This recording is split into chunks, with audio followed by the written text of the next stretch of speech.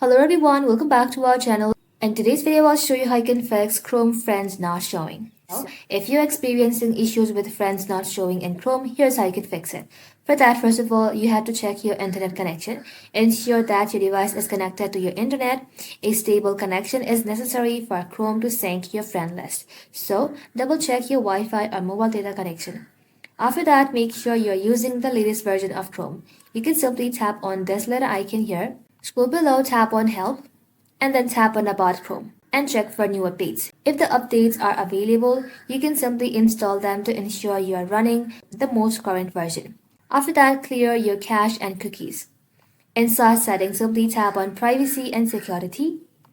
Then in Search, here scroll below, then simply select Delete Browsing Data. Uncheck all of this except cached and images file and cookies and other site data, then tap on Delete Data. Once you do that, scroll below, tap on Extension, and you may have to disable extensions that are enabled. Some browser extension can sometimes interfere with Chrome's functionality, so do that.